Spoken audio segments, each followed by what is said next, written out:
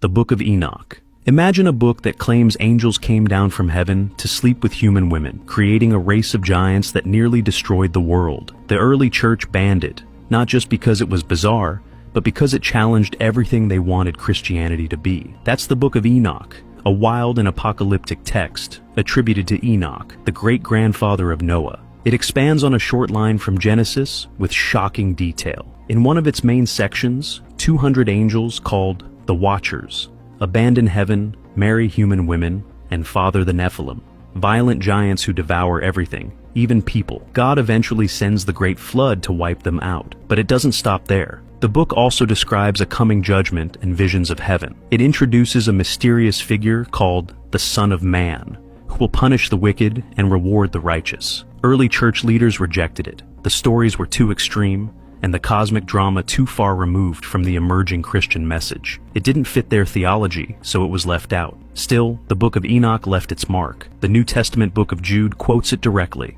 and the Ethiopian Orthodox Church never banned it at all. They still consider it part of their Bible today. The Gospel of Judas. Everything you thought you knew about Judas is wrong. He wasn't the greedy traitor who sold out Jesus for money. He was actually the only disciple who truly understood Jesus' mission. That's exactly what the Gospel of Judas claims, and it's why the early church banned it as dangerous lies. Found in a crumbling codex in Egypt and only fully translated in the early 2000s, this ancient text flips the most infamous betrayal in history on its head. In this account, Judas doesn't betray Jesus out of greed. He follows orders. Jesus, knowing what must happen, privately tells Judas to hand him over, so that his spiritual self can be freed from his physical body. The other disciples, according to this gospel, misunderstand everything. They worship a lesser god and cling to a flawed material vision of faith. Judas alone sees the truth, that Jesus comes from a higher, hidden divine realm. These were core ideas of Gnosticism,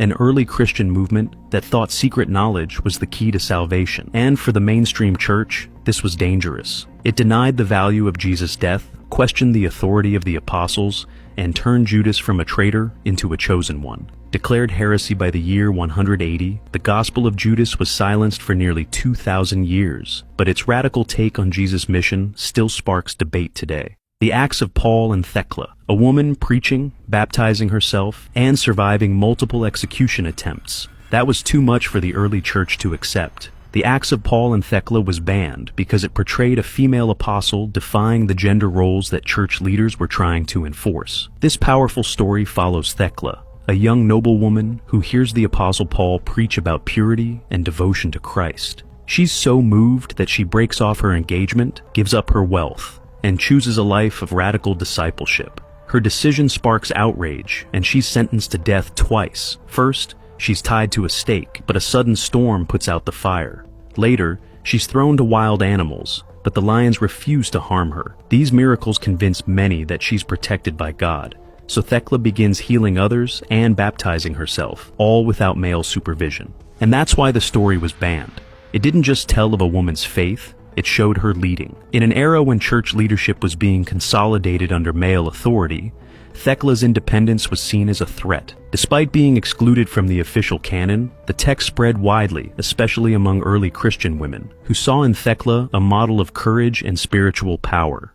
I'm not trying to be inconsiderate, but in this day and age, in the year of our Lord 2026, y'all still going to church? So nothing in the last 10 years has prompted any type of curiosity in your brain to say, something just don't feel right about this book, something don't feel right about this religion. Let me do the research to figure out what the fuck is going on. All these ologies that we're taught in school, philosophy, psychology, all of these ologies go out the window the moment y'all pick up this book. And it's like, literally, y'all be fighting with cognitive dissonance, because literally y'all be running from sense, and you faster than sense at this point. Sense can't catch you. Like, when I look at full churches on a Sunday, I say, wow, damn, the NPCs are actively making this reality worse than it should be. I did a video last year telling you that your pastors are lying to you. And everybody named mama is now talking about the cult of Baal. Niggas is talking about the demiurge. When I tell you, The reason why they don't teach you Christian history, not the Bible, I'm talking about Christian history in school. Mind you, they're talking about they want to post up the 10 Commandments in school, but they're not going to actually teach Christian history. Because if you teach Christian history to children, they're going to realize it's on some fuckery. VeggieTales was so cute, but imagine if y'all gave our cartoon Crusaders. Do you think little kids want to be a part of the Crusaders? Go. As I said in another video, reading the Bible 400 times does not do anything to your brain. It actually puts you in a cycle of psychosis because it's a self-fulfilling prophecy in the Bible. Read outside. Read what happened in the world. Niggas is focused on that little sliver of fucking shit when the whole world was going on at the same time. Niggas want to discredit the history of the Aboriginals because the Aboriginals' existence happened way before the whole beginning stories of the Bible. Look it up. Look it up. The history that comes out of that little sliver of land is a fraction of the tip of an iceberg in human history. And they've really made it this end all be all. And they got y'all convinced because you don't read. You don't read, and the Bible, they gave you the Bible. Because if you question anything, oh my God, what did they say in Hebrew? If you have a little bit of doubt of a mustard seed, it's a wrap for you. That was how my dad got me in line. When I remember I was 9 years old, I was literally deconstructing at 9. And my dad fear-mongered me back into the faith, okay? My dad had me read Hebrews one time. We were driving. He had me reading Hebrews and talking about if you have doubt the size of a mustard seed when it comes to God, then God don't want nothing to fucking do with you. When my dad would tell me this shit at 9 years old, my nigga, I knew even then. I was like, it was like the ancestors were speaking to me. Don't listen to that man. He's trying to control your mind. At 9 years old, y'all. And now when I think about it as a grown adult, when I look at the tactics that's within the Bible and I read, psychology and manipulation tactics, these motherfuckers in the Bible who wrote the Bible, these were niggas of a guilty conscience. Guilty conscience. These were men who couldn't have what they wanted, so they just wrote that shit into existence. When you look into anthropology, when I was taking anthropology and I was trying to understand why, okay, I'm a Seventh-day Adventist. We don't eat pork or seafood, right? When I was looking into the reasons why that not eating pork and seafood is a thing amongst that group, is because that was considered the other groups of people that they didn't like. That was their food source. So in order for it to differentiate themselves from these people, they said, oh, eating pork and seafood is bad. It had nothing to do with no God message. It had everything to do with differentiating yourself from the different tribe. The whole is to differentiate yourself from the tribe. Having your women not wear makeup, not piercing their ears, not wearing tattoos, that had nothing to deal with God's law, and had everything to deal with control, and everything to deal with differentiating themselves from their so-called enemies. Now, if you did your research and you actually sat down and stopped listening to these Zios, you would realize that these so-called people who've been telling you that they've been fighting against the evil Malachian God and Baalith God, these people have assimilated into the same enemy that they've told you that they're fighting against, and serving that God, this war God. So they've been playing in our face. I don't think y'all understand how deep this goes. They co-opted Christianity the moment Jesus ascended into heaven. The moment you read that Christ ascended into heaven and, the whole flame on top of the on their head, the Holy Spirit thing, when you read that and then you read Christian history, stop reading the Bible, because the Bible's not enough. When you start reading full Christian history that's been written out by different, there were early followers of Christ, and there were also haters of Christ, okay? Y'all gotta understand that. When y'all read these documents, when you read even the first Catholic Church that opened up, when you start reading how these different, I don't even know what the word is, but when all these different cliques of Christianity, like the different small churches, like it was going on in like in the Constantinople area, like Turkey and whatnot, right? When you read that, you start realizing that they co-opted Christianity the moment that man went into heaven. That is why Christianity, as we know it today, if you don't know your history, but if you know your history, you sense the difference between what Christ was trying to institute versus the Catholic Church versus the American Evangelical Church. There was a degradation within the teaching of God. Literally, the most, I vouch for this 100%. I think the most accredited version of what we will understand who Christ is the Gnostics. There was a reason why they were hunted down. There was a reason why. Anything that the Catholic Church, I need y'all to think about this. Anything the Catholic Church tried to control, eradicate, and or kind of like, hide or whatever, that is the truth. The shit that's underneath that Vatican, I have way too many theories on what is underneath that Vatican. But they have, personally, I think they have objects from antiquity that can essentially put the world in paradise mode. So you have people who think that, oh, they got to leave American evangelical Christianity and I got to go to Catholicism. You're going into one pot, into another pot that's on a different Bunsen burner. Y'all got to read Christian history for what it is. Stop trying to seek that happy feeling that Christianity gives you. Yes, operating out of love, it feels great, but I will tell you this. Christianity as we know it today, in all of its laws that has been imposed on our very country right now, it is not of God. It's not, let me be Gnostic about it. It's not from the monad. It is from something completely different. And the Gnostics were onto something. That's why the Catholic Church spent a good 200 years trying to make sure that these motherfuckers don't spread this knowledge around. So I keep telling y'all, start reading Christian history for what it is and not for how it makes you feel. I promise you, as a black person, if you are an American Protestant, you would never go to Catholicism as your second option if you truly read Christian world history. Christianity has been co-opted since the day that man ascended. We have to backtrack 2,000 years of his work to understand the true meaning of what he was trying to get to us. Why do I need to baptize my child when they were already baptized in the holy waters of my womb? So not only did men create patriarchal religion, but they also decided to create a false form of baptism. This is what we call appropriation. Appropriation means to take something for one's own use that belonged to someone else. So not only do they need to appropriate our body's natural biological processes, but then they need to make us, the women, feel inferior, inadequate, and gross for the fluids that naturally come out of our body. This is the mind control in action. This is the propaganda in action, because now they've raised their own sense of worth, their own sense of divinity, their own sense of authority by saying the waters that came from Mother Earth that the man blessed are better than the waters that came out of my womb that the Holy Mother blessed. The patriarchy gets aroused from their false sense of dominance that they get from oppressing us and making us feel less than. So here's the thing. I'm not baptizing my child, and I'm not going to be made to feel shameful for the holy waters that I naturally produce out of my body. In fact, I think that when we baptize our children, I was christened. When we baptize or christen our children, we are actually casting the spell of patriarchy and asleepness and unconsciousness over them. And I rebuke that.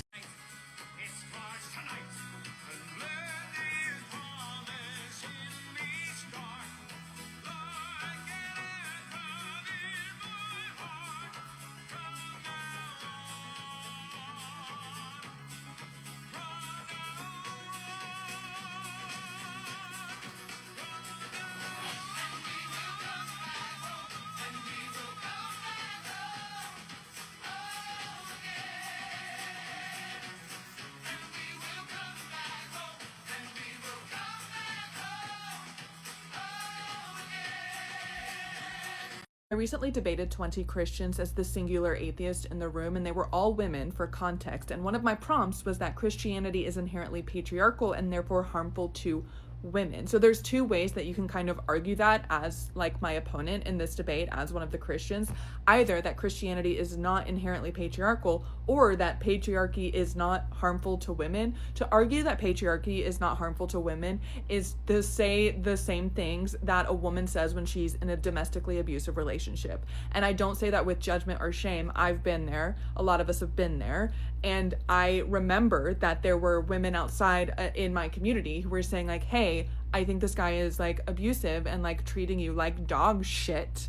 And I was out here saying all of the things like, oh, but he's nice to me. Like, oh, well, you don't understand like the time and place in which he was raised.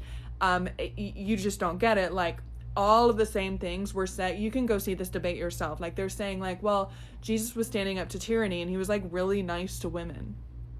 Babe, that first of all, if you want to make the claim that the entirety of your religion is about a relationship with this guy and not like, the entire power structure or the culture or the institution that has resulted in 100% keeping women complacent, compliant, and controlled, like, that's one thing. But if no one's told you, by the way, that just because a guy is nice to you does not mean he respects you as an equal, let me be the first to tell you that. Trust me, I had to learn it the hard way, and I'm not trying to be a bitch, but we gotta get there. And then the other component of the prompt was that Christianity is inherently patriarchal. And in the same breath that these Christian women were saying that God made us all in his image, including us women. We were all made in his image. That was probably the most difficult prompt, like, emotionally for me, to just sit there and be like, made in his image? Okay. Not patriarchal though? Okay. Got it. What do you guys think the threshold between religious psychosis and like a normal amount of believing in religion is? Like, where do you think the line is? Because I just have this video of my other girl, my freak bitch, I thought it was satire, and it's her trying to open this jar of capers and she couldn't get it open, so she stops for a minute and she's like, Heavenly Father, you are my husband and I know you are my groom. Long story short, God opened the jar of capers, but what really is the difference between religious psychosis and just your run-of-the-mill faith? And the difference is how many other people are a part of it. So if you go to church on a Sunday and everyone in church is talking about how, demons have left someone's body, there's an exorcism, God answers my prayer, there's a full-on spiritual battle, and we're talking about this supernatural battle, and we talk about how we're saved, or we're a chosen generation, or we're a chosen people with a special thing that we have to do, a special calling, and there's claims of miracles, and people are talking about how God talks to them, and that is all done in a community of people that will also show up to work the next day. We call that normal. That is not considered religious delusion or spiritual psychosis or anything, as long as you share it with other people. But when it becomes individual and bizarre within that group of people and very fixed and inflexible, we call that religious delusion. And when you have a full break with collective reality where you don't go to work the next day because you're so sure of some religious reality, then we call that religious psychosis. So you can believe at church that God talks to you and that you have a special mission from God. But if you say out loud, God has chosen me as his special and final prophet and is speaking to me through, the songs on the radio or license plates, then we would actually call that religious delusion, because that differs from everyone else in the community. So the very weird thing to think about is, would Jesus be characterized as then having religious delusions because he very much differed from his religious community? Because if someone today walked into a hospital and said, I'm uniquely chosen by God, I have cosmic authority, I will judge the world, demons obey me, and the end is near, the end is upon us, you will be clinically assessed for psychosis or for religious delusion. So the super weird thing about this is that when religious people say, oh, that person's gone too far, like they've gone into like religious psychosis or delusion, those people are saying the exact same things that everyone was saying on Sunday. They just didn't show up to work the next day because they are so sure that there is, a cosmic battle going on. They're so sure of their role. They're so sure of their revelation. And so it's almost like to be normal in your faith is to talk about all these beliefs as if they're normal, but to actually not believe it too strongly so that you can still function in normal society. Like, is the person with religious delusion actually crazy, or did they just take those beliefs on Sunday that everyone was saying out loud? Did they just take those beliefs more seriously than everyone else? So I don't mean this video to mean like religious people are crazy. I just mean it to mean just human brains in general are a little crazy. Would you consider someone to be a good and loving father if he allowed his daughter to be raped? If he knew when it was going to happen, how it was going to happen, when it was going to happen, and by whom it was going to happen, and he had all the power to stop it, but chose not to, would you consider him to be a good and loving father? That is the framework of the philosophical question I'm going to ask you. And this philosophical question is religious in nature, but it's one that I enjoy asking people anyways, because I like to see the responses of individuals. I get all sorts of answers back. And in particular, I like to see the contrast between people who have an allegiance to a God and a religion versus people who are either atheist or agnostic and have no allegiance to a particular religion or a particular God. And the question is this: can God truly be all good and all loving if he is all powerful and all knowing? I'm going to utilize the God of the Christian religion because Christianity is the most represented religion here in the United States of America. So I'm going to use the framework and how they describe God to be. They believe that God is all-knowing, all-powerful, and all-loving and good. There are no limitations to his knowledge, and there's no limitations to his power. His knowledge, he knew everything that would ever happen, and he knows everything that will ever happen. Anything that has happened, he already knew would happen beforehand, and everything that's bound to happen in the future, he knew exactly how it would happen, when it would happen, and who would be involved. His power is limitless. It knows no bounds and has no constraints. If he wanted to turn the ocean into blueberry Kool-Aid, he can do that. If he wanted to turn the moon into a hot Cheeto, he could. If he wanted to raise the dead, he could. If he wanted to pop a mountain up in the middle of a Walmart, he absolutely can do that because he is all-powerful. And when you are all-powerful the way that God is and has no constraints and has no limits to his power, that means you have the ability to stop anything. You can stop anything in action from occurring because you are God. Meaning, he could stop rape from happening, he could stop war from happening, he could stop starvation and plagues from happening. And because he doesn't do so, he by definition is allowing it. If you have the power to stop it and you don't, you by definition allow it. Therefore, the question stands, can a God who is all-knowing and knew about war and rape and suffering, a God who is all-powerful, who could stop war, rape, and suffering, in fact, could have created human beings to not have experienced war, rape, and suffering. He could have created human beings with one eye in the middle. He could have created human beings with only 4 arms and no legs. He could have created us however he wanted to because, again, he's all-powerful. But he chose not to.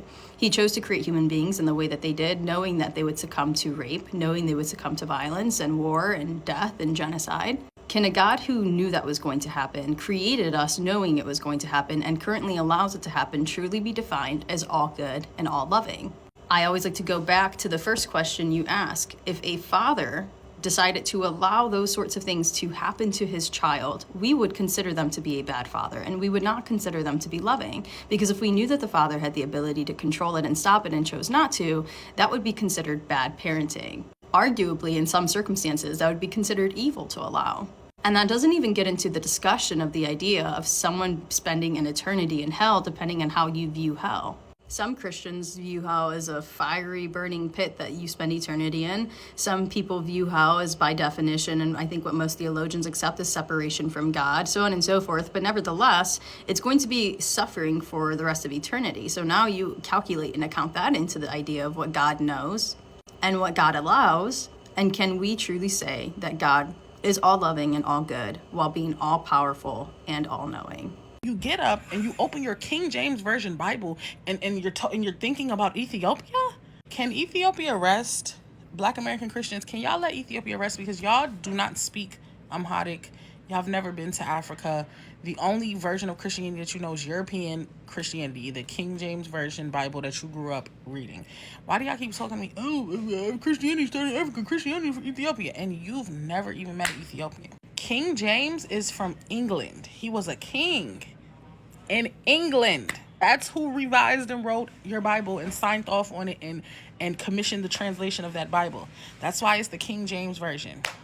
Are y'all dumb? Like, this is what I be saying about the people, though. Like, in y'all mind, even though the version of Christianity that you're engaging with is a European colonial version of Christianity, you're trying to make yourself feel better about participating in that evil religion. Oh, well, it comes from Ethiopia. But those are like 2 completely separate and distinct things at this point. But you're using that fallacy to make yourself feel better. Y'all are weird. It's like y'all don't live in reality. I just saw a video where a mom was discussing how she won't be teaching the concept of virginity as like a virtue or even language to be used in her home to her daughters, because that concept was completely fabricated by men to keep women like submissive, right? It's totally rooted in pedophilic roots. And it reminded me of this passage in The Great Cosmic Mother,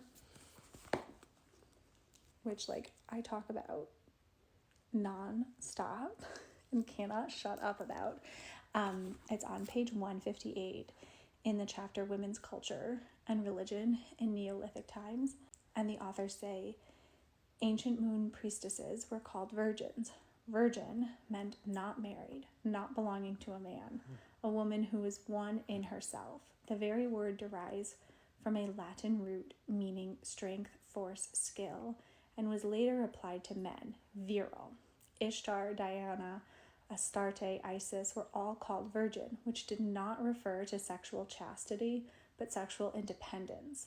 And all great culture heroes of the past, mythic or historic, were said to be born of virgin mothers. Marduk, Gilgamesh, Buddha, Osiris, Dionysus, Genghis Khan, Jesus. They were all affirmed as sons of the Great Mother, of the Original One, their worldly power deriving from her. When the Hebrews used the word, and in the original Aramaic, it meant maiden or young woman, with no connotations of sexual chastity. But later, Christian translators could not conceive of the Virgin Mary as a woman of independent sexuality. Needless to say, they distorted the meaning into sexually pure, chaste, never touched. When Joan of Arc, with her witch coven associations, was called La Pucelle, the maiden, the virgin, the word retained some of its original pagan sense of a strong and independent woman. I just think it's fascinating that the evolution of the word itself, of course, with, religions that worship a male god are inherently patriarchal and would therefore need to ensure that virtues are related or rooted in something pedophilic and submissive for women. But yeah, I love that we are not teaching our children that virginity is like even a thing. Why do we experience sacred geometry on psychedelics? First thing we have to know is that the brain does not operate like a camera. The brain builds what you see rather than records what you see. And the part of the brain that builds vision is already organized in ways that create lines and grids and repeating patterns and spirals and tunnels and circles. And so when you are on mushrooms and they affect the visual system, the brain starts producing these patterns more strongly. And we do this when we're sober. You can look at it like a popcorn ceiling and start seeing faces or shapes when you do it. But when you're on mushrooms, it kind of amps that up, becomes supercharged. So like a rug will look like it's breathing, or a wood grain will start to flow like a river, or bathroom tile will start to move, or leaves will become these like really complex mandalas, and it becomes very visually interesting. We also see a lot of spirals show up on psychedelics or like a vortex or a tunnel of some way. And this makes sense because when waves of activity are moving through your visual map, it can be experienced as if you're moving through a tunnel or a spiral. So why do we see so many grids and honeycombs? It's because your visual cortex is already good at detecting things like lines and symmetry and repetition and pattern and contrast. And so when you hype that up on mushrooms, then you're going to start to see things like hexagons and checkerboards and lattices and mandalas as that pattern kind of starts to expand. This is why faces can be so interesting on psychedelics. On mushrooms, it might look like someone's face has like tribal markings or like writing on it, or symmetrical lines, or ancient masks, or animal features, or glowing geometry, or people can age forward and backward while you look at them. And that's because the brain is really sensitive to faces and to building like the face processing system. And so when you mess with that and you start overlaying like hyped up pattern and emotion and memory and symbolism all at the same time onto someone's face, it starts doing wild stuff. So mushrooms are not just like making you hallucinate random things. It reveals how much of our vision is already pattern making, that the brain is built to detect patterns and lines and symmetry and circles and faces and repetition. And then under psilocybin, the brain starts to generate its own imagery based on what it's seeing. And because we're very hyped up also in this meaning space, we try to make meaning out of it, and we experience this as sacred. And why do we see some of this sacred geometry that shows up in nature or anywhere? It's not because nature is copying some ancient signal. It's because some of these shapes are just good solutions. Branches move things efficiently through space. When you see spirals in nature, it's because it grows and rotates and expands out from a center, and that creates a spiral. We see patterns on a large scale because something that happens in nature is self-similarity. So to me, it's not otherworldly magical. It's just showing that we're part of nature too. All right, so I made a video yesterday saying, hey, man, the slaves suffered more than Jesus did, right? And people are mad. Cool, be mad. You have the right to be mad, right? But what we're not going to do is downplay what my ancestors went through. How can it be a true sacrifice if you quote-unquote died, right?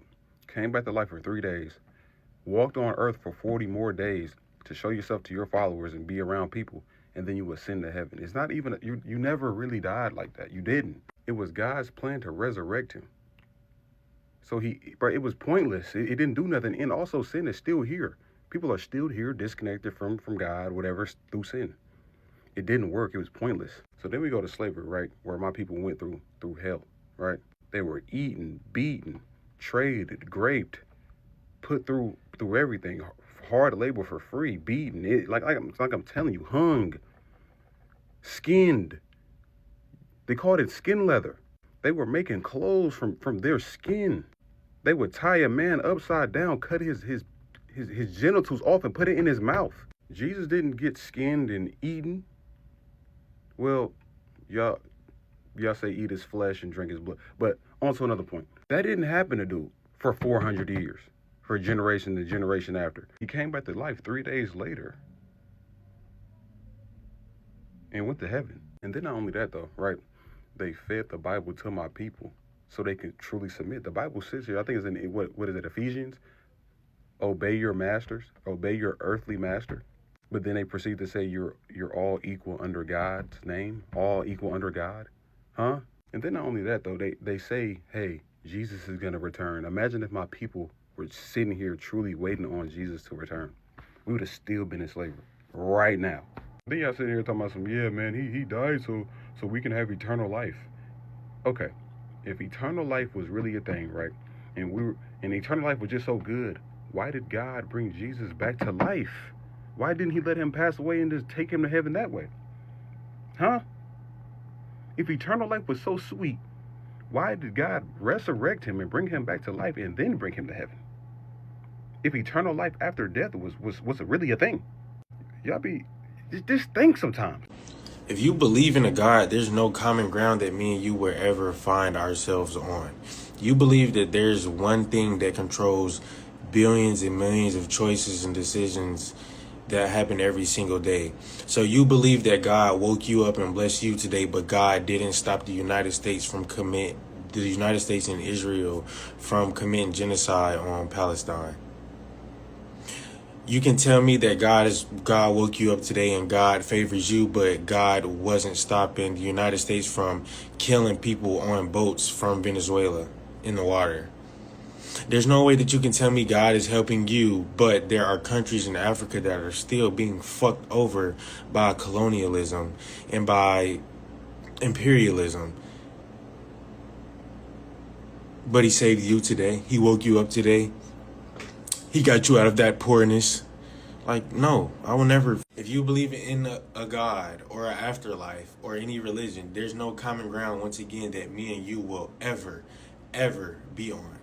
You believe that after you die, after your brain turns off, that you will somehow be given the same body rather than growing a new body, just like you did from a child starting in your mother's womb. You believe that you will be given a new body that doesn't burn forever, for eternity. And when you have no time period on how long eternity is, even though this earth has been around for billions of years, meaning that eternity would have to be longer than billions of years. But once again, there's no time period. There's no common ground that me and you will ever be able to see on. If you believe God saved you, but our ancestors literally 100 years ago, 150 years ago, woke up and didn't know that their lives were going to end with them being hung, with them being raped, with them being burnt alive. Shut the fuck up. I can never see a fucking common ground with you if you go through 4 years of schooling with nobody but you physically doing the work and saying, thank God, God did. A motherfucking getting a promotion or getting something done, thank God. When you literally did it, you know for sure that nobody else did that shit but you. What the fuck? You know how uneducated you have to be? These miracles that happen in all these people's lives. Oh, because of God, I didn't die in this. Because of God, I did. Let's look at the actual situation. Oh, you know why you didn't die? Because you weren't supposed to fucking die in that situation. The thing that saved you is exactly that's what it was made for. You fucking idiot. But you think you're so blessed, you're so great, God favors you so much, you had a longer life than Emmett Till, you had a longer life than Trayvon Martin, you had a longer life than Nat Turner because you're so favored. Like, shut the fuck up. You have no education at all. You have no hope for yourself at all. Go fucking pray about it. That shit, I will never be. Like, y'all know it's not a myth that Christianity was given to slaves, right? Y'all, it's not a myth. You can, like, look this shit up. Okay, so you can tell your family this. You can tell your own people this, actually. And what would they do? In one ear, out the other. they're going to church the next day. They have no further questions. They're so you see, they're so fucking obedient and so scared. They're so scared that their God is gonna come down and strike them. Don't say God's name. Fuck God. I say this shit every single fucking day, and look at me. I'm fucking perfect. I'm fucking perfectly fine. You're scared? Oh my God, I'm gonna pray for. Fuck you. Fuck God. Fuck all that shit. There's no heaven. There's no fucking hell. You can tell your people this shit was given to our ancestors, who, by the way, were in chains, got raped, and got whipped, and who had to do forced labor. This was given down to them, by the way. And yo, people, oh well, that's cool. Let's cool. You wanna come to church? It's just ridiculous. The way, if you are Christian, yes, you serve the same religion that white people think they serve as well. The same white God with the straight beard, with straight long hair that flows down the back, with white skin.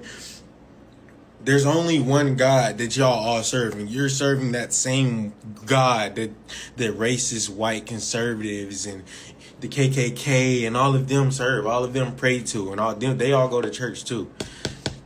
I used to work at Longhorn, and you know how many white old men and women was telling me to come in church? Fuck y'all. Fuck your church. Fuck you and your people. And for black Christians, fuck all y'all too. You need to deconstruct from that shit and learn history and see what's real and see that your people have never been saved by any fucking body. So who are you to think that you any better? You not shit. My generation not shit. Bunch of dumbass bitches and niggas. And lastly, are you fucking smarter than me? This is the thing. This is the thing. It's so many people who listen to me about so many things because people know I'm actually educated. I educate myself about these things. I indulge myself in these things. If you're not fucking smarter than me, and I'm coming on here and saying, hey, you should probably stop doing that. You should probably shift your mindset towards somewhere else. You should probably educate yourself. If I myself don't follow a religion, if I myself now consider myself atheist, I don't believe in any God, don't believe in any fucking religion. I only believe in science and human fucking behavior and history that's actually happened.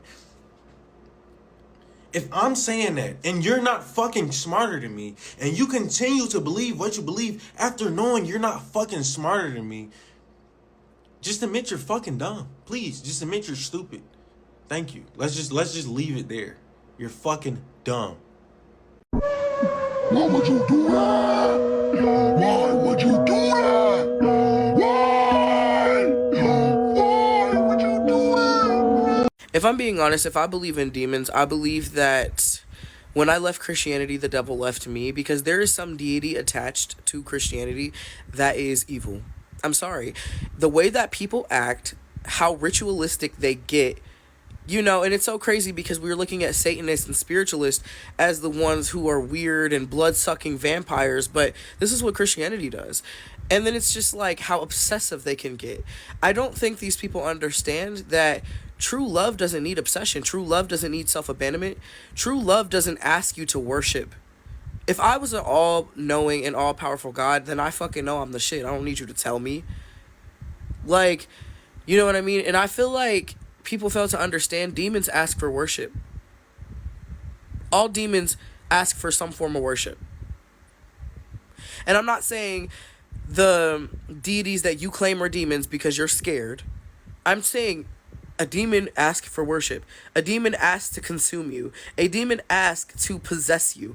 A demon asks for your control. A demon asks for you to abandon yourself. A demon asks for you to not think for yourself, but to follow them. A demon literally asks for all the things that Christianity wants you to do.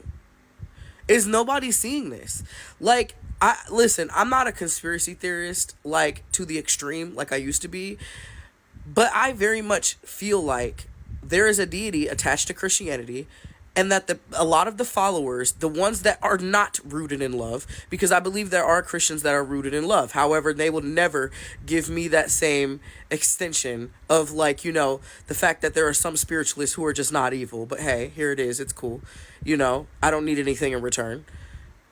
But a lot of the way they act like they're possessed. A lot of them are guilty, insecure, egotistical, foul, evil in every way, and a lot of them love under conditions and they don't know true love. which is why I feel like there is some type of deity attached to Christianity that is not peaceful. I really believe that the Roman Empire basically put a fucking spell on the masses. Like, I really feel like they put a spell on the masses for control. Swear to God. Swear to God.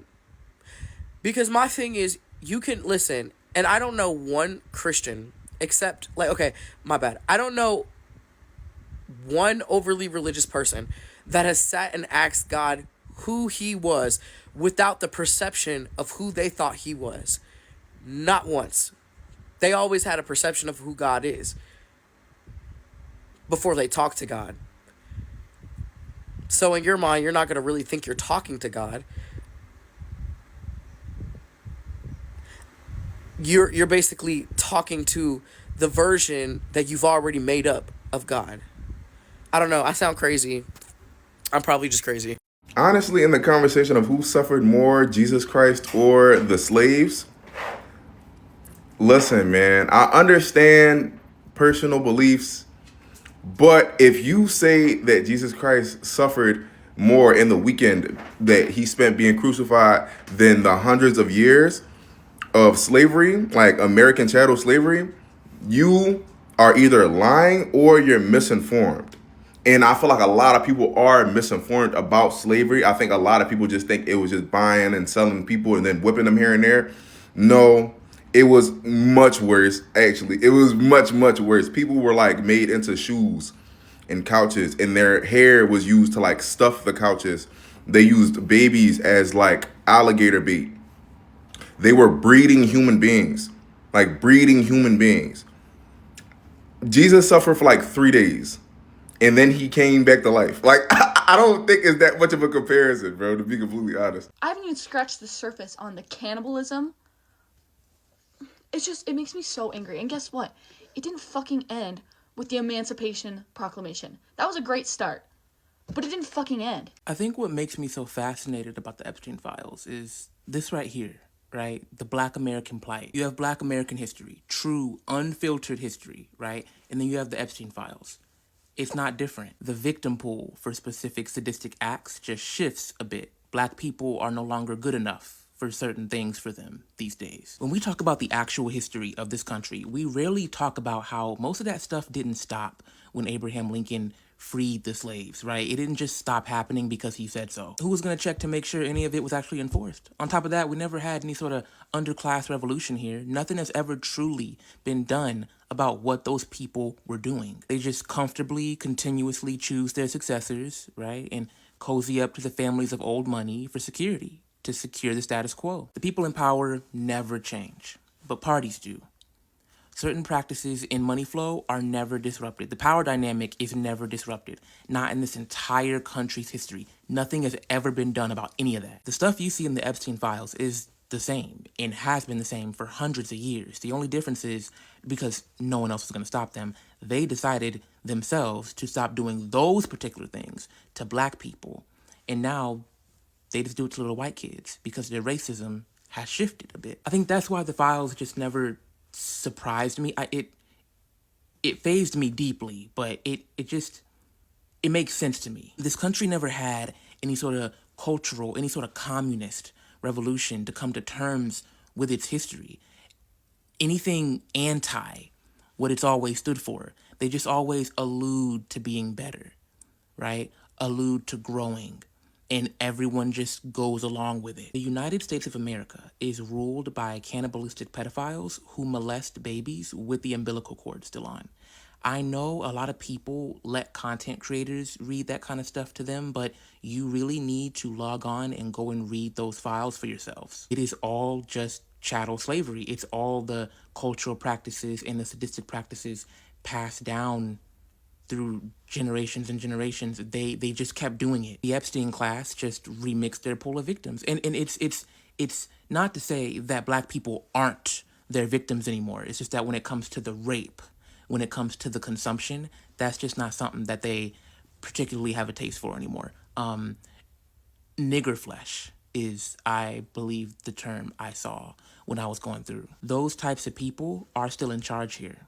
They've always been. And it makes so much sense that non-Westerners don't take Western political opinions very serious at all. It makes so much sense that we get written off a lot. In terms of the global political sphere, the rest of the world doesn't value our opinions. We are ruled by cannibalistic pedophiles, and everyone gets up every day and no one does anything about it. This is the FBI director, Kash Patel, just days after another batch of the files were publicly released, not bringing anybody in, not hard at work making arrests of the sick freaks who prey on our children. He's just living his best life, being a special guest at some sports event like he's supposed to be doing, like he was told to do. The U.S. Attorney General Pam Bondi had a hearing for the files just a couple weeks ago. Nothing but theatrics from her. Honestly, nothing but theatrics from all of the senators involved as well. Theatrics, all just to seem as if anything was ever going to be done about any of this news, right? But it's not really news. It's what the West is, what the West has always been. It never stopped.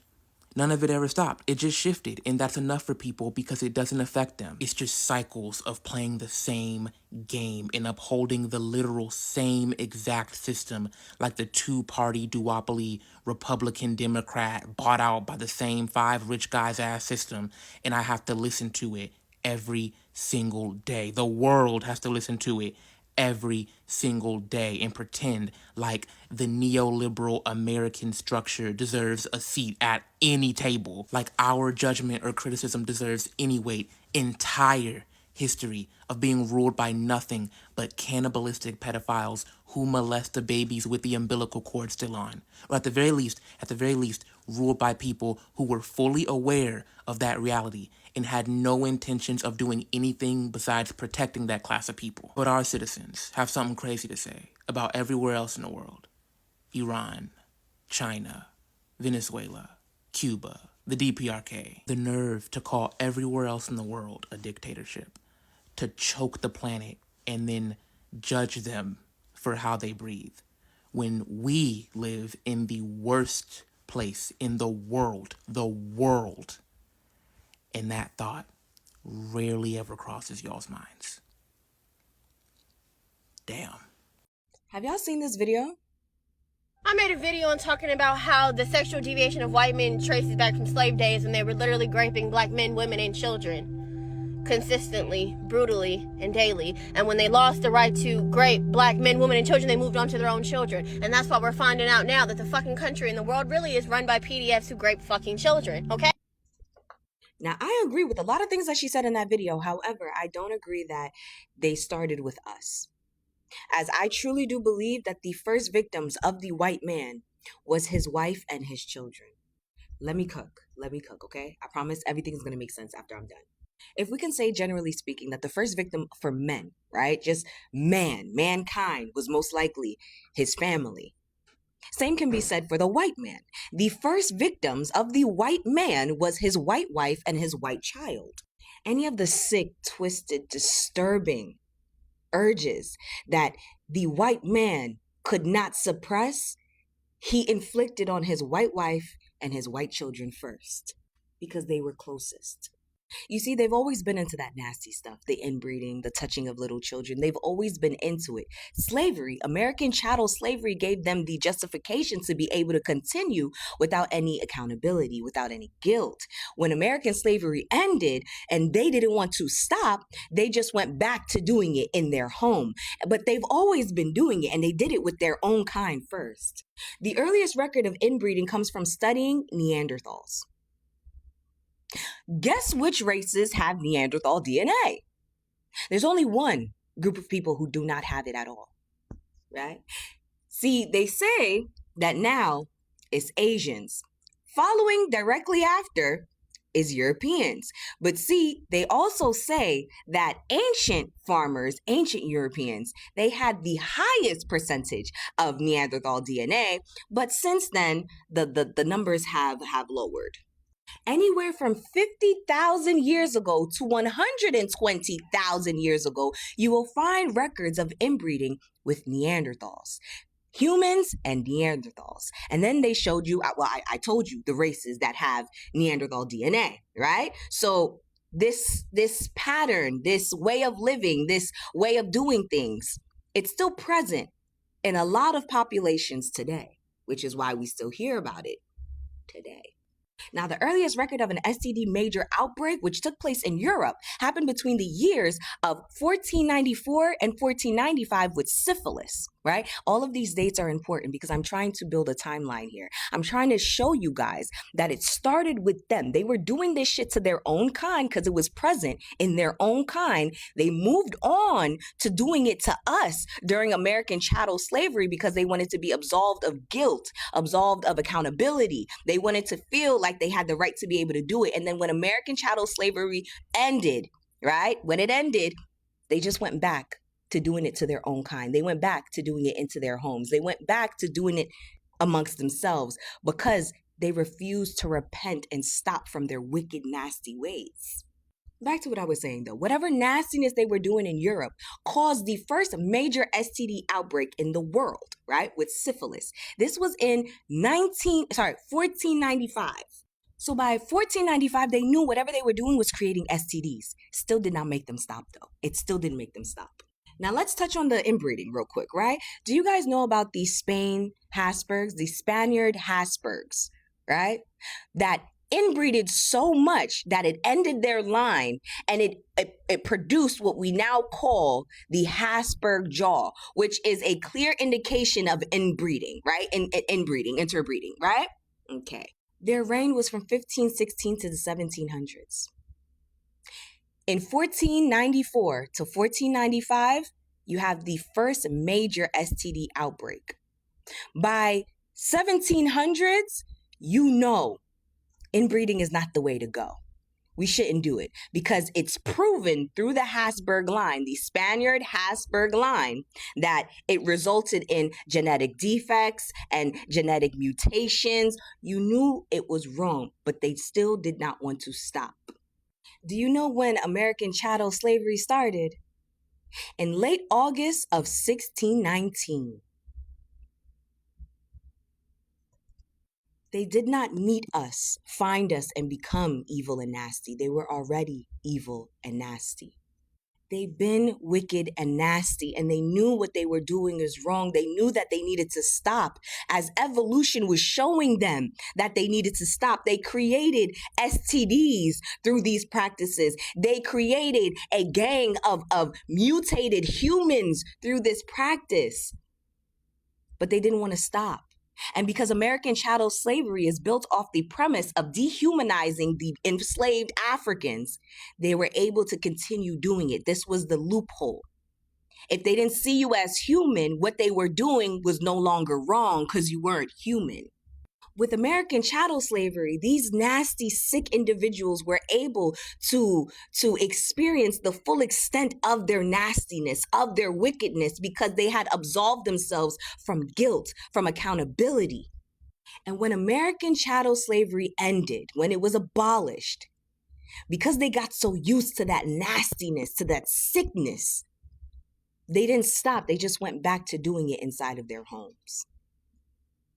They went back to doing it inside of their homes. However, evolution and science still showed them what they were doing was wrong. And so, missing children here, missing women here, so they could continue doing what they're doing. And today, we now have the state of the world where a lot of the people that are in power still have that sick nastiness inside of them. I woke up this morning with this rather interesting thought. Suppose there really is a heaven. Suppose there really is God, and suppose there really is a Jesus. And former slaves and former slave terrorists ended up in heaven. How would that coexistence go? Right? How would that go? When the former slave and former slave terrorists run into each other, what would the conversation be like? I mean, hey man, remember when I had your ass in the fields, right? And you used to work, and or or if they go to a slave that they murdered, hey man, remember we had your ass swinging from that tree? Yeah, yeah, you know. And it seems to me that if the cruelest thing this fucking God of yours could do was allow both groups into heaven, and would the former slaves be expected to forgive their murderers, their terrorists? Huh? Would they be expected? What about the indigenous people? They made it to heaven and find those people who committed genocide against the indigenous people. How was that supposed to go? Are the indigenous people in heaven, are they supposed to see those murderers and say, hey, yeah, I know what you did to my people, what you did to me, because they would have lived back then. I know what you did to me, but we're in heaven now. I forgive you. Is that how it's supposed to go? What about you, black person? What about you? Huh? What if you went to heaven and you ran across some of those former slave terrorists, the terrorists who murdered your ancestors, who beat them and raped them and ate them? You ran into them and you say, hey, yeah, I know what you did to my people, but we're in heaven now. All is forgiven. Would that be your reaction if you still had the same thought process that you have right now? Would you? And what about, suppose that there was a slave who was murdered by those bastards on earth, and the slave went to heaven, and time passed, and then one of the bastards who owned this person and who helped lynch him entered heaven. What should be that slave's reaction? And then Jesus is standing there with this big fucking smile on his face saying, welcome, my child. Huh? I mean, I would think that slave would be justified to say, whoa, J-Dude, what the fuck, man? I mean, you let this guy live a long, healthy, prosperous life. He died with being surrounded by his family. He came here, and my entry here was from the branch of a fucking tree. I mean, look, you couldn't have thought of a less brutal way to get me here, and this motherfucker gets to live a long life. That slave would be justified to slap the fucking smile off Jesus' face. Fuck you, man. And I'll tell you what, thinking the way I do right now, no, if there is a heaven, there's no way I could go there. Because feeling the way I do about this whole slavery institution, I would be compelled to incite a fucking riot. And I'll tell you this, if the story about Satan, Lucifer, being fed up with the bullshit that goes on up there is true, I understand why he revolted. I understand, given what I see of this so-called God on earth, I understand why Lucifer said, fuck this dude. He ain't about shit. So I just thought that, how would that, what would this God expect of the former slaves if the former slave terrorists they both ended up in heaven? You ever thought about that? What would this fucking God expect the slave to do? Are the slaves supposed to think, all is good, man, all is good? I mean, to me, it seems like seeing that former terrorist for eternity would be a sort of damnation, to be reminded of the brutality that they had to endure by the hands of those bastards, and you have to encounter them for eternity? Man, fuck that. No. But I don't believe in all that God, Jesus bullshit. But if they exist, there should be a riot up there in heaven. Lucifer, I dig where you're coming from, brother, if you're real. He impregnated a 14-year-old girl, carried the child all the way to term just to sacrifice it. No, I'm not talking about Donald Trump. I'm talking about God of the Bible. And in today's essay, we will be exploring the thin line between religious psychosis and support for Donald Trump. Okay, so I've been like analyzing the Bible because I was raised super Christian, and something I would like an idea I'd like to put forth is that so Jesus was especially like drawn to people who were sick, a lot of them with very infectious diseases. I'm like looking at Luke 4:35 right now. He like healed someone with leprosy. Now the thing is leprosy could be actual leprosy or it could be a variety of skin ailments.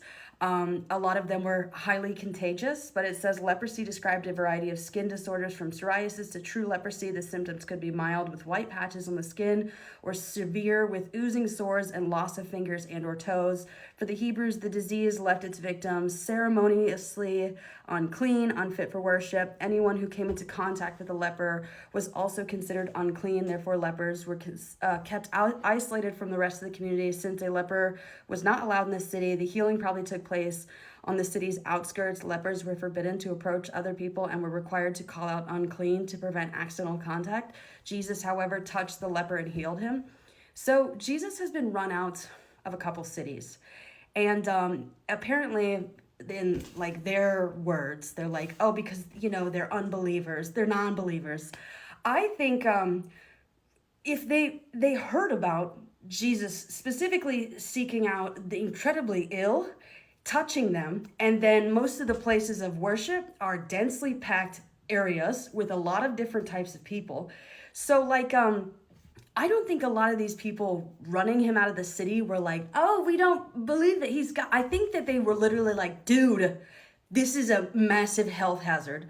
Like, you cannot just come inside the city walls after touching a lot of people with very infectious diseases. I mean, like, like COVID, right? If you found out about an individual who specifically seeks out individuals with COVID, and I mean, just like hangs out with them, it doesn't claim to heal them, and then this person was like, oh, I'm gonna go hang out at the movie theater, I would be like, hold the hell up, get the hell out of here. Do you know what I mean? Like, I think, oh, they don't believe in me. Dude, you have just told everyone that you specifically seek out people with infectious diseases.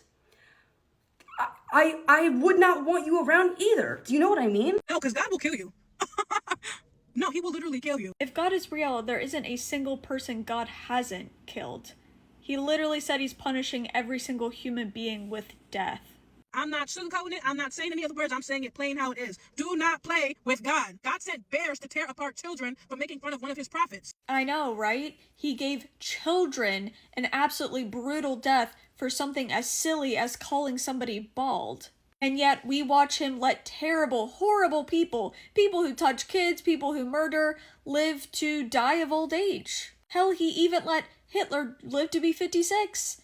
I guess calling somebody bald is way worse than killing millions of people, because that makes sense. God opened the earth and swallowed a group of people for murmuring against his prophet. Right, because again, murmuring, talking about somebody is where he draws the line. God allowed a wicked man's organs to rot inside of him until his body fell apart while he was still alive. I turned someone into a pillar of salt for disobeying him. I know, again, he's punishing a lady for what? Looking behind her? And meanwhile, he lets people who commit absolute atrocities live to die of old age? What he told, stop playing with God. God struck a king with madness and had him living like an animal for years because of his pride. And yes, God will put spirits on people. God hardened Pharaoh's heart to make his works known in Egypt. You want to know the power of God? Do you want to be made an example? Do you not know it is a fearful thing to fall in the hands of the living God? Are we just going to pretend like Christians don't die brutal deaths? And then there are some people who blaspheme God their whole life and they live a perfectly normal life and die of old age? Why are we talking as if being a Christian is going to save you from a death that involves suffering? It quite obviously doesn't. So all of this makes sense if you're living in an imaginary worlds where your death and suffering depends on your religion, but we know that's not reality. I'm sorry, y'all. These are just the things that I have to keep replaying in my mind when I'm tempted to wander with my flesh. I gotta remind myself this stuff. Because don't play with God. We don't talk about the terrible side of God enough. Stop playing with God. I promise you it's not going to make a difference. You can still die a very, very painful death. You can still get a disease. You can still get in an accident. It happens to people every day. And guess what? Their religion, what they believe in, whether they blaspheme God or not, it doesn't matter. I also want to add that even if I were to die right now, right this second, a painful death, statistically, there are plenty of Christians that have died before me or have died a worse death. So it really didn't matter in the end. Also, don't worry, I talk about the terrible side of God enough for a lot of people. I also want to speak in general terms really quick. I hate this kind of narrative because I'll see posts that are from Christians that are like talking about people who have suffered tremendously or died in terrible ways, and they'll say this is because they were atheists, this is because they didn't believe in God, this is because they said something against Christianity, and that's just not true. It's simply not true. It's just that things happen to people, and we know that is life. I was once asked, why do I make such anti Christian content? And the answer is simple. I hate Christianity.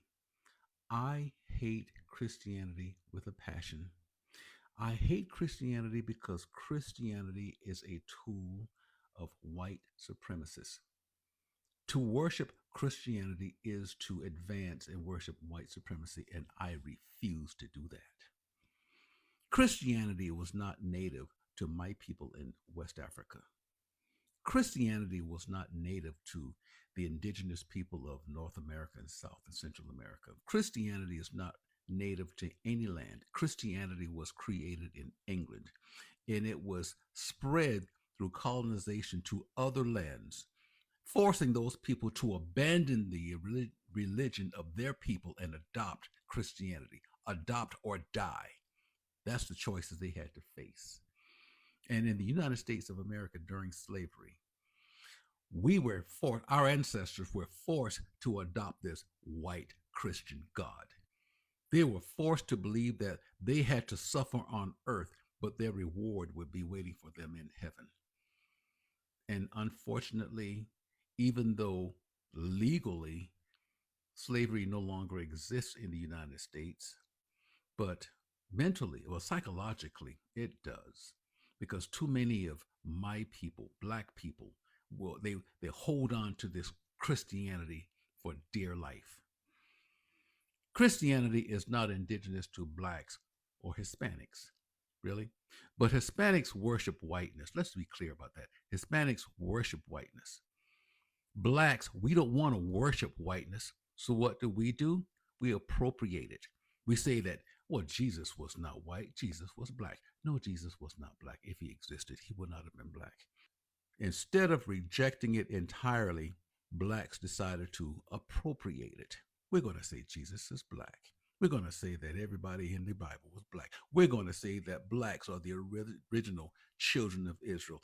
That is so fucking pathetic. I do anti-Christian content because Christianity is white supremacy. And like I said before, I fucking refuse to worship it. My ancestors were forced to bow their knee before this made-up European god. But I'll be fucked if I will. You are the only one that needs to know. I'll keep you my dirty little secret. Don't tell anyone or you'll be just another regret. My dirty little secret. It's a thief in the night to come and grab you. It can creep up. So we bombed a school. We killed over 150 school children. I actually saw a video on Twitter of an Iranian father holding up the arm from here to here of his child. That was all he had left. This is primarily a history account. It is a history account. And I feel like I've yet to really get into my religious psychosis bag, because everything happening in our country, really the country's entire history, every bad thing about America can honestly be tied back to religious psychosis, white evangelical Christianity, harmful theology, and whatever this is.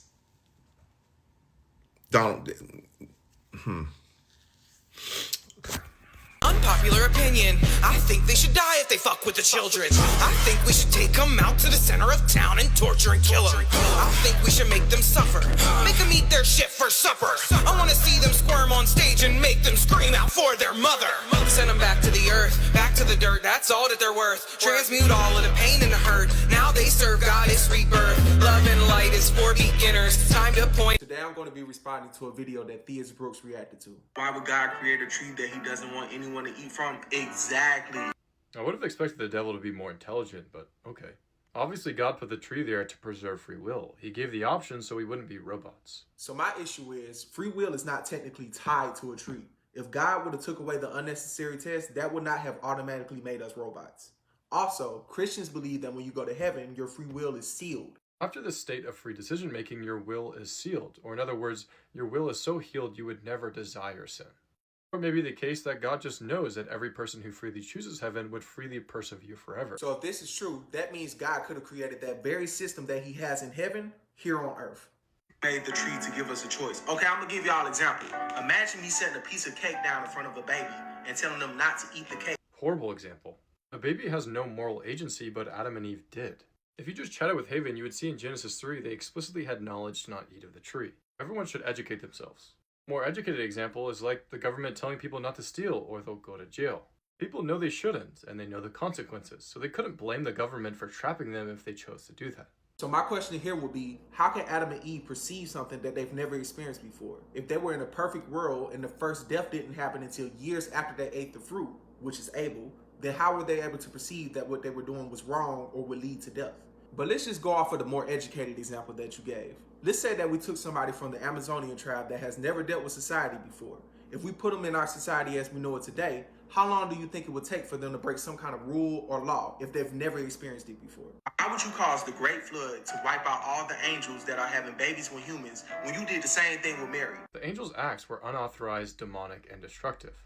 In comparison, the author of life, God, became a man through a miraculous act to save all mankind. Completely different acts, circumstances, authority, and intent. You know what? You're absolutely right. It's cool beans if God does it. And since everything's going according to his plan, I won't even mention the fact that he could have prevented this scenario from happening in the very first place. Mind you, Mary is a minor. You're obviously not as cunning as the devil, but you might be as deceptive. Well, what's your evidence of this? Prove it. You don't know what you're talking about. Mary was betrothed to Joseph, and scholars like Amram Trooper know that the average age of women's first marriage during that time was late teens to early 20s. I'm sure the majority of people know that the Bible doesn't state Mary's exact age, but if we go off of tradition and history, we know that Mary was a minor. Peep this. How y'all paint me as a snake in this story when I've only killed 10 people and he killed over 2 million people? There's no evidence of those figures. You're just copying numbers from a well-known meme. In 2 Chronicles 14 and verse 9, 1 million men lost their life. Another 500,000 men lost their life in 2 Chronicles 13 and 17. In 2 Chronicles 28 and 6, 120,000 people lost their life. In 2 Kings chapter 19 and verse 35, 185,000 people were struck down. In 2 Samuel chapter 24 and verse 15, 70,000 people lost their life. In 1 Samuel chapter 6 and verse 19, 50,070 people lost their life. In Numbers chapter 25 and verse 9, 24,000 people lost their life. In Numbers chapter 16 and verse 49, 14,700 people lost their life. Now this is the number that we have so far. Please keep in mind this is not including the Great Flood. Now, for time's sake, I'm just going to put some more stories on the screen so you can get the death toll yourself.